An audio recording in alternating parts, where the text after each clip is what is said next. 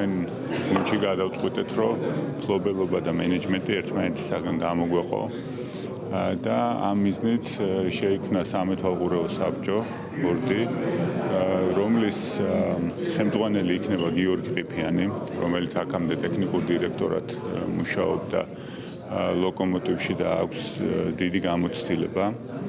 და ასევე ამ ბორდში შევიდა შოთა არვალაძე, რაც ძალიან სასიხარულო არის ჩვენთვის. ამ მთელი იდეის არსი არის, რომ მე ვიქნებ სამეთვალყურეო საბჭოს წევრი, სადაც სანამ გადაწყვეტილებები მიიღება, მანამდე შემიძლია ჩავერთო და რაღაც ჩემი გამოცდილება გაუზიარო, რაც რაღაც წილად შეიძლება ხელი უფრო მეტი შეუწყოს ამ კლუბის კიდევ უკეთესად წარმოჩენას და პლუს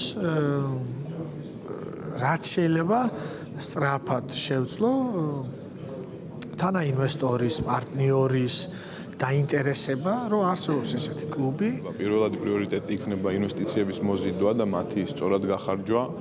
შემდეგ აუცილებლად გვინდა რომ ყურადღება მივაქციოთ აკადემიას, ვინაიდან იცით რომ ჩვენაირი საფეხბურთო ქვეყნისთვის აკადემიის არსებობა ძალიან საინტერესო და მიმზიდველია. შექმნა შენი საკუთარი პროდუქტი, მიაწოდო ეს ახალგაზრდულ ნაკრებებს და უნებრივია პირველ გუნდს. ზოგადად ვიზრუნებთ სპორტული შედეგების გაუმჯობესებაზე და იმედი გვაქვს რომ ძალიან მალე შევძლებთ ამას.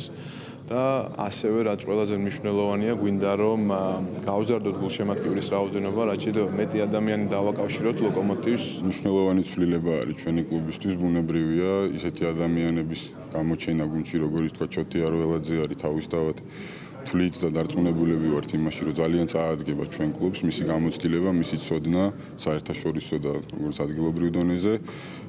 გჯერა რომ ის რა პროცესებიც ახლა მიმდინარეობს კლუბში, გულისხმობ ბორდის ჩამოყალიბებას, გამიჯვნას კლუბის მენეჯმენტისა და ბორდის ერთმანეთისგან. გჯერა იმისი, რომ ეს ხვალინდელი დღე, ლოკომოტივის ხვალინდელი დღისთვის ნამდვილად საუკეთესო მომტანი იქნება, როგორც სპორტული მიმართულებით, ისე თქვა საინვესტიციო კუთხითაც, რაზეც ისაუბრეს უკვე.